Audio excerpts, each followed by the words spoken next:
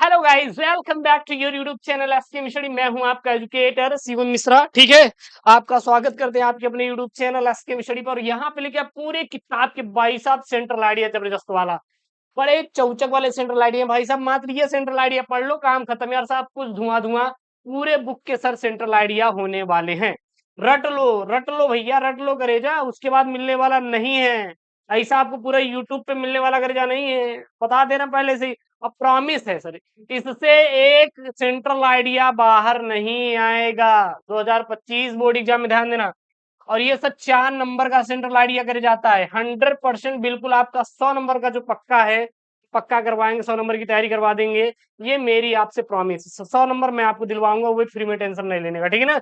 ये टॉप 3 जो central idea है, आप पढ़ के ही जाएंगे सर, रट के ही जाएंगे, कुछ भी करेंगे हमें नहीं सुनना।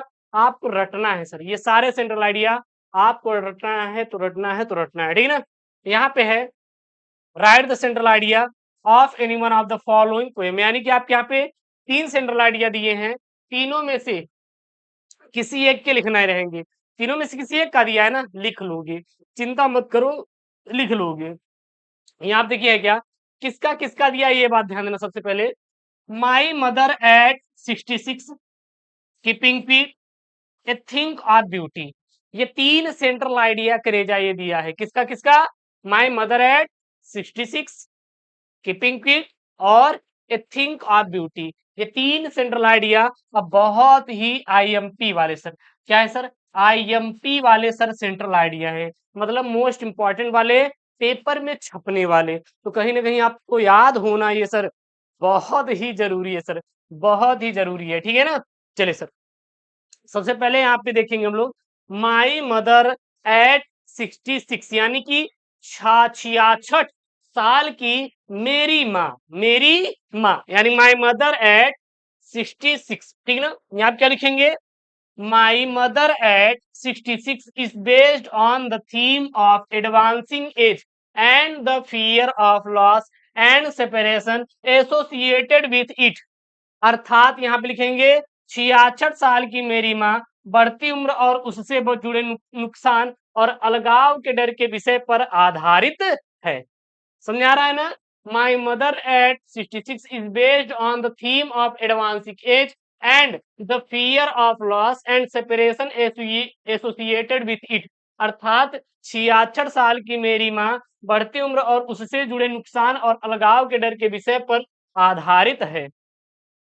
The poets undergoes a plethora of emotional. अर्थात यहाँ पे लिखेंगे, कवित्री जब अपनी माँ को बूढ़ी होती हुई देखती है when she see her mother aging and feels the pangs of separation at the thought of losing her। यानी कि बूढ़ी माँ को देखती है तो उसे खोने के विचार के से अलगाव की पीड़ा महसूस करती है और वह भावनाओं की अधिकता से गुजरती है। दैट्स द आंसर, बस। और इससे ज्यादा आपको कुछ भी नहीं लिखने का है। ये माई मदर एट 66 पर क्या है, आपका सेंट्रल आइडिया है। तैयार कर लीजिए, रट लीजिए, इससे बाहर आपका आने वाला नहीं है। ये मैं आपको लिख कर गारंटी के साथ सर दे दूंगा, तो इसको आप जरूर से जरूर तैयार कर लीजिए, इंपॉर्टेंट है, ठीक है ना। चलिए सर, कर लिए तैयार। अगला अगला सर सेंट्रल आइडिया देखिए, यहाँ पे है सर कीपिंग फिट। क्या है sir, keeping fit, keeping fit है क्या यहाँ पे।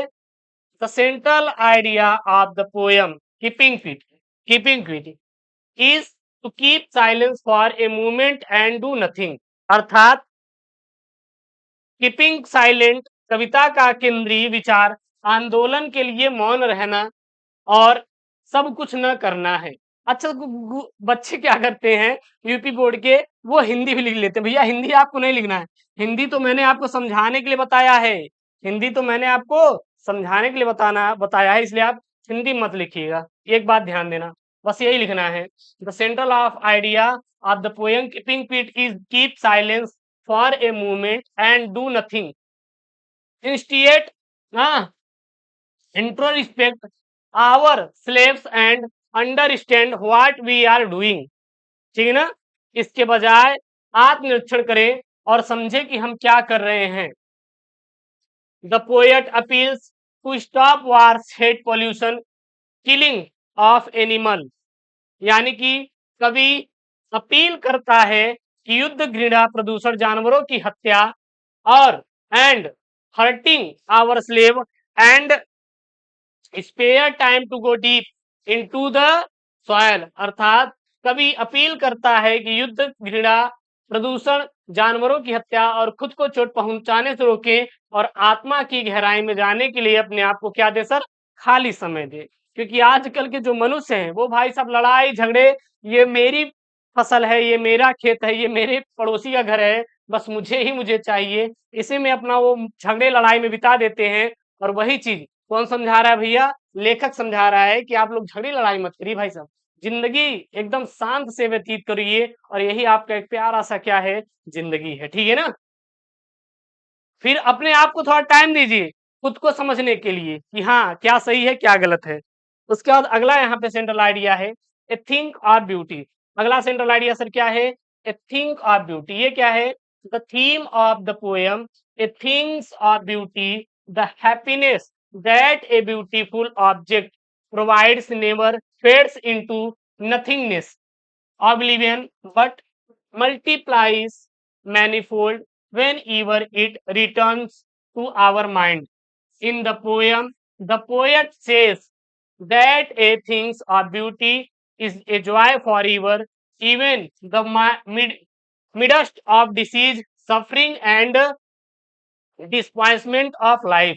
अर्थात यहाँ समझिए, देखिए यहाँ पे है क्या, द थीम ऑफ पोएम यानी कि कविता का विषय, ए थिंग्स ऑफ ब्यूटी यानी कि सौंदर्य की वस्तु, the happiness that a beautiful object provide never fades into nothingness. अर्थात एक सुंदर वस्तु जो हमें प्रदान करती है, क्या प्रदान करती है, वह कभी भी शून्यता यानी विस्मृत में नहीं मिटती, बट मतलब बल्कि multiplies manifold whenever it returns to our mind, यानी कि जब भी यह हमारे मन में लौटती है कई गुना बढ़ जाती है।